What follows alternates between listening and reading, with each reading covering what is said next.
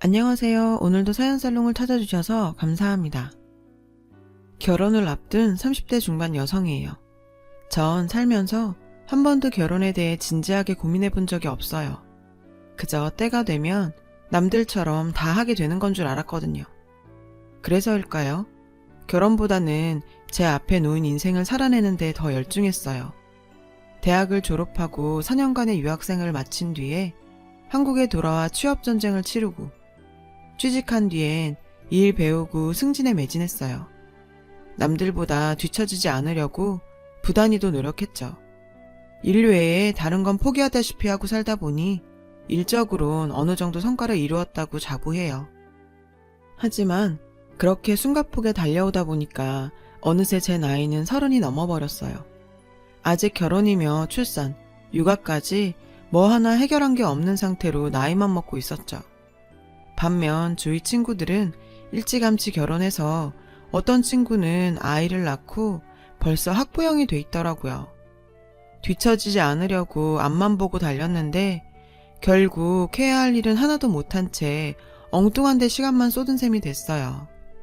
왠지 패배자가 된 기분이었어요. 그렇다고 꼭 결혼을 해야 한다고 생각했던 건 아니지만 상대적 박탈감 때문에 저도 모르게 결혼을 서두르게 됐죠. 그래서 발등에 불똥 떨어진 사람처럼 뒤늦게 결혼시장에 뛰어들어 주말마다 선을 보러 다녔어요. 취준생 시절 이력서를 쓰고 면접 준비를 하던 것처럼 최선을 다해 전투적으로 매진했죠. 근데 결혼은 노력한다고 해서 되는 게 아니더라고요. 책을 보고 전문가들의 코치까지 받아 엄청 준비하고 선자리에 나간다고 해서 꼭 결과가 좋은 건 아니니까요. 일적으로 몇 번 보고 끝날 사이도 아니고 평생을 같이 살 사람인데 그런 노력만으로 관계가 형성되겠어요? 번번이 실패를 거듭하자 하루는 저를 담당하던 커플 매니저가 학력을 낮춰보는 게 어떻겠냐고 하더라고요. 남자들이 고학력 여성은 좀 피하려고 한다나요? 그래서 프로필에 박사학력을 지우고 석사 졸업으로 올렸어요. 그러다 얼마 뒤 학사까지 학력을 내렸죠. 그런데 그걸로도 안 되겠는지 얼마 뒤엔 연봉도 조금 낮춰 적자더군요. 남자들이 자기보다 연봉 높은 여자를 부담스러워한다면서. 내키진 않았지만 결국 연봉도 낮췄어요. 그런데 이렇게 하나둘 낮추다 보니 상대 남자들 학력이나 연봉도 함께 낮아지더라고요. 그래, 학력이나 연봉 몇 푼이 뭐가 중요하냐, 사람이 중요하지. 그렇게 마음을 다잡고 선자리에 나갔어요. 몇 번의 만남을 가진 어느 날 선자리에 나온 상대 남자가 그러는 거예요. 솔직히 자긴 30 넘은 여잔 여자로 안 보인다나요? 자기 엄마가 27에 자기를 낳았는데 어떻게 30 넘은 여자를 여자로 보겠냐고요. 30 넘으면 아줌마죠. 안 그래요? 실실대며 이러는데 순간 열이 확 오르더라고요. 그래서 그동안 참았던 말을 쏟아냈어요. 그래요? 그럼 어쩌나? 어떻게 이번엔 내 나이도 좀 깎아드릴까요? 박사학위도 학사로 낮춰 적었고 연봉도 그쪽한테 맞춰 낮게 적었는데 그깟 나이 몇 살 못 줄이겠어요? 근데 그걸로 될까? 그쪽 키도 좀 작은 편인 것 같은데 왜? 내친 김에 내 키도 몇 센치 더 줄여드릴까요? 1cm? 2cm? 아님 넉넉하게 한 10cm? 받은 대로 똑같이 되갚아주자 남자는 얼굴을 붉히며 나가버렸어요. 어찌나 속이 상하던지 눈물이 다 나더라고요. 내가 지금 뭐 하는 짓인가. 이런 꼴 당하자고 죽어라 스펙 쌓으며 살았나. 자괴감도 들고 남들 나이트에서 연애할 때 도서관에서 책이랑 씨름하고 시간 쪽에 영어학원 뛰어다니던 제가 너무 가여웠어요. 그래서 정신 차리고 결심했죠. 이렇게까지 나 스스로를 깎아내야 가능한 결혼이라면 내가 거절이라고. 그깟 결혼 안 해도 난 행복할 자신이 있다고요. 그래서 그날부터 결혼을 위한 활동을 딱 끊었어요. 그리곤 엄마한테 지금까지의 일을 말씀드렸더니 엄마가 그러시더라고요. 그래, 잘했어. 조선시대도 아니고 결혼에 목맬 일 있니? 여자도 제 몸 건사하고 살 능력만 되면 그깟 결혼 굳이 안 해도 돼. 그러니까 바보 같은 짓 하지 말고 네 인생 살아. 알았어? 엄마 허락도 받았겠다. 다시 예전처럼 제 인생만 생각하고 살기로 했어요. 그런데 신기하죠? 그렇게 선을 보러 다닐 때 마음에 드는 남자가 안 생기더니 막상 포기하고 독신으로 살자 결심하고 나니 바로 생기지 뭐예요? 그것도 돈 한 푼 안 들이고 앞집 아주머니 소개로 말이죠. 이 총각 외고 졸업하고 와이대 경영학과 나와서 예일대에서 MBA도 땄잖아. 외국계 금융회사에 다니다 지금은 외할아버지 회사에 다녀. 키도 훤칠하고 얼마나 잘생겼나 몰라. 자기랑 동갑에 학력도 딱이라니까.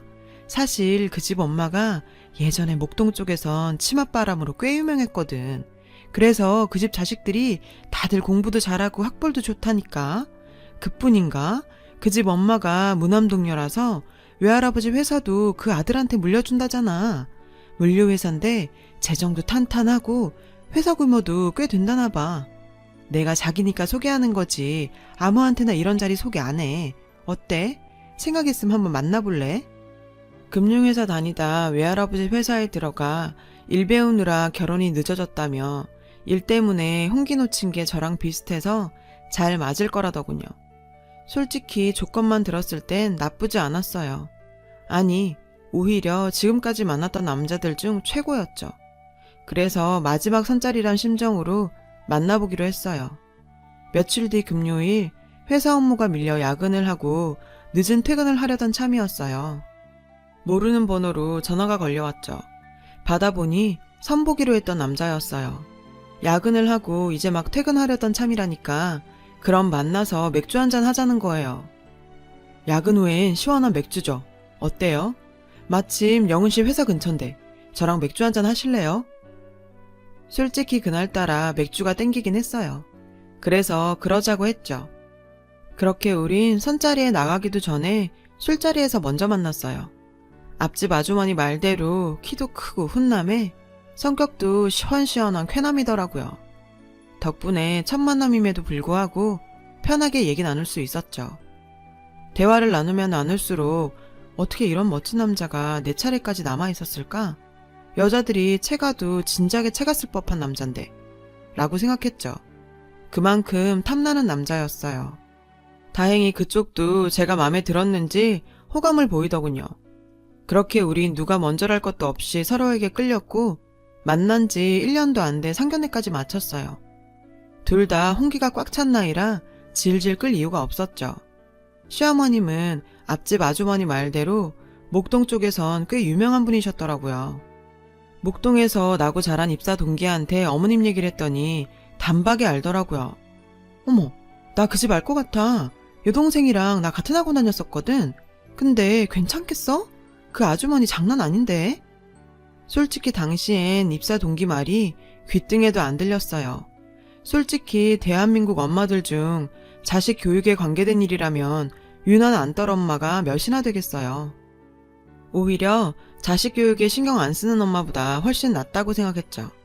근데 이게 오산이었어요. 하나를 보면 열을 안다는 말이 괜히 있겠어요. 암튼 전 결혼 준비로 눈코 뜰 새 없이 바쁜 나날을 보냈어요. 그러던 어느 날이었어요. 주말이라 모처럼 목욕탕에 다녀오는 길이었는데 어머님한테 전화가 왔더라고요. 급하게 할 얘기가 있으니 집에 좀 들리라고요. 서둘러 준비를 하고 달려갔어요. 예단 말이다. 자질구레하게 이것저것 할 것 없이 쓸만한 거로 몇 개만 해라. 은수저 없어 밥 못 먹겠니? 칠섭반상게 없어서 상 못 차리겠니? 괜히 이불이니 뭐니 주렁주렁 싸매고 올 거 없다. 자식 팔아 장사할 것도 아니고 이것저것 해오라는 시애미들 난 딱 질색이야. 안 그래도 예단 때문에 걱정을 했는데 어머님이 먼저 이렇게 말씀해 주시니 정말 고마웠어요. 그런데 그래서 말인데 이불이니 수저 세트니 그런 거 말고 내 백이나 해와라. 애들 드는 브랜드 말고 샤넬 정도가 적당할 것 같은데 어떠니? 물론 나이나 품위로 봐선 에르메스가 낫겠지만 나도 자식 키우는 입장에서 그 정도까지 바라면 염치 없는 거고. 순간 망치로 뒤통수를 맞은 것처럼 띵했어요. 기껏 생각해주는 것처럼 생색은 다 내더니 샤넬이 웬 말이에요? 근데 웃긴 건 그 다음이에요. 참, 요즘 예물은 다들 생각한다더라. 어차피 세트로 바리바리 맞춰봐야 촌스러워서 안 쓰지 않니? 게다가 도둑이라도 들어봐라. 홀라당 잃어버리기밖에 더해? 죽 써서 개 주는 것도 아니고 그러니까 그냥 신용만 해라. 이거 가져가서 네가 원하는 걸로 사. 어머님은 예물을 하라며 돈봉투를 건네셨죠. 어머님 앞에서 액수를 확인하는 건 도리가 아닌 것 같아서 일단은 받아서 백에 넣었어요. 근데 세상에, 집에 돌아와 엄마한테 돈봉투를 전해드렸더니 봉투를 열어보신 엄마가 깜짝 놀라시며 아무래도 사돈이 수표를 잘못 넣어 보내신 것 같다고 정중히 말씀드리고 돌려드리라는 거예요. 도대체 얼마가 들어있길래 그러냐고 물었지만 엄마는 대답을 안 하셨죠. 할 수 없이 제가 직접 봉투를 열어봤더니 글쎄 딸랑 10만원짜리 수표 한 장이 들어있는 거예요. 10만원이요. 그래서 바로 어머님께 전화를 드렸죠. 돈봉투를 확인해보니 10만원이 들어있더라고. 아무래도 수표를 잘못 넣으신 것 같다고 했더니 대뜸 어머, 얘 너 웃긴다? 너 무슨 애가 그렇게 돈을 밝히니? 솔직히 그 나이에 내 아들 같은 남자 가당키나 하니? 예물은커녕 지가 집 사들고 와도 시원찮을 판에 뭐? 예물비가 잘못 들어와? 10만원이라도 넣어준 게 어디냐는 생각은 안 들던? 지쳐지는 생각도 않고 쪼르륵 전화를 걸어선 돈 더 내놓으라고 따지는 거야 뭐야? 사람이 양심이 있어야지. 난 더 할 말 없으니까 끊자. 기가 막히더군요. 10만원은 실수가 아니라 작정하고 보낸 돈이었어요. 신용만 하라더니 이건 뭐. 신용은커녕 금반지 하나 살 돈도 안 되는 걸 보내놓고 오히려 적반하장이더라고요. 군대 선임이 100원짜리 하나 주면서 음료랑 빵이랑 소시지까지 사고 50원 남겨오라고 했다던 우스갯소리보다 더한 일이었죠. 그제야 제 결혼을 걱정하던 입사 동기가 떠올라 시댁 평판 좀 알아봐달라 부탁을 했어요. 그랬는데 맙소사. 동기로부터 전해들은 얘기는 상상을 초월했어요. 인물, 학벌, 스펙 뭐 하나 빠지는 게 없는 남자가 어떻게 지금까지 싱글일까 생각했었는데 제가 완전히 속았더라고요. 제가 속은 거에 비하면 얼마 전 어머님이 제게 했던 뻔뻔한 행동은 일도 아닌 거였어요. 글쎄 알고 보니 그동안 얘랑이는 2번이나 파혼을 했더라고요. 모두 어머님 탓이었죠. 말도 안 되는 예단을 요구하는 건 기본이고 심지어 도박빚을 갚으려고 예비사돈 댁에서 돈까지 빌려 쓰곤 나몰라라 하기도 했다더라고요. 그 일로 소송도 걸리고 결국 파혼까지 했고요. 그뿐이 아니었어요. 저랑 결혼 얘기가 오가는 중에도 어머님은 주변에 혼처를 알아보고 다녔더라고요. 얘랑이 선짜리 나가길 거부하자 회사에 데리고 가서 억지로 만나게 했죠. 워낙 행실이 천박하고 도박에 빠져 정신 못 차리는 바람에 친정 아버지로부터 의절까지 당한 상태더라고요.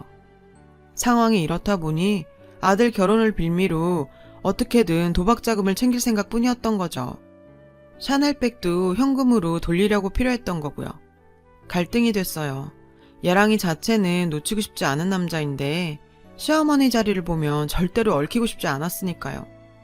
결혼하기 전부터 이런 식으로 나오는데 결혼 뒤에는 말 안 해도 뻔할 거고요. 이 남자가 평생 내 바람막이가 돼줄 수 있을까? 아무리 생각해도 불가능할 것 같았어요.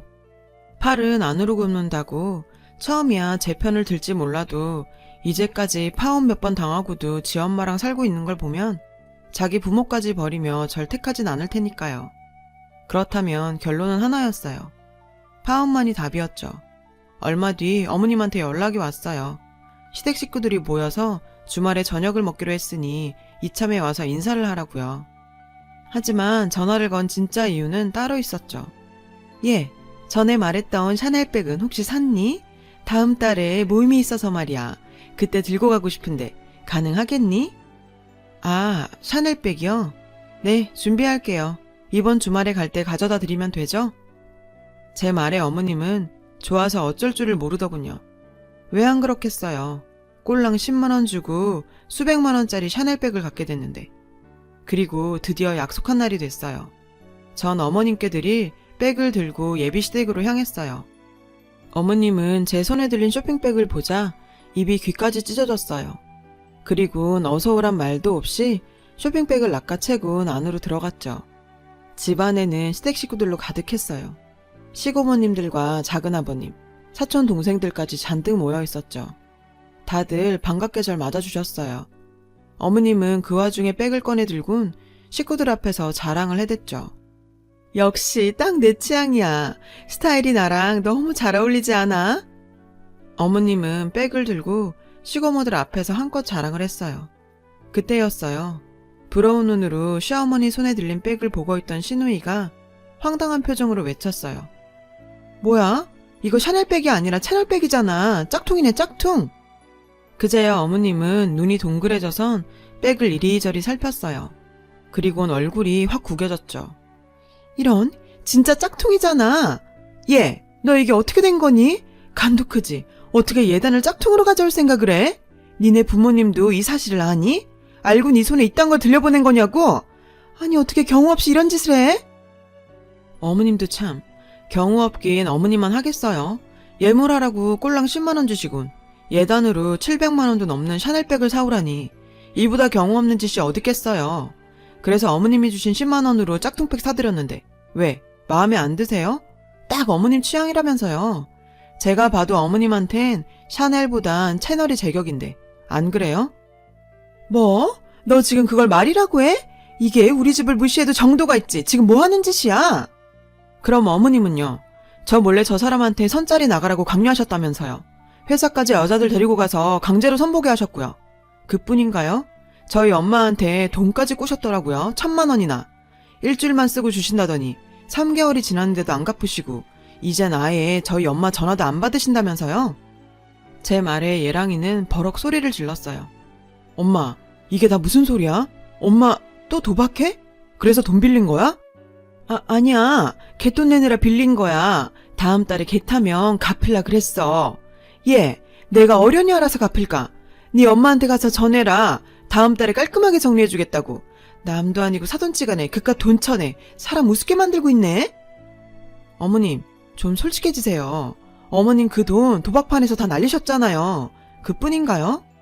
사채빚도 수억 있으시던데 어떻게 다음 달에 갚아주시겠다는 거예요? 설마 또 아들 선짜리 내보내서 여자 집에서 돈 뜯어내려는 건 아니겠죠? 그리고요, 툭하면 저랑 저희 엄마한테 아들 장사하려 드시는데 꿈 깨세요. 저요, 어머님 아들 안 사요.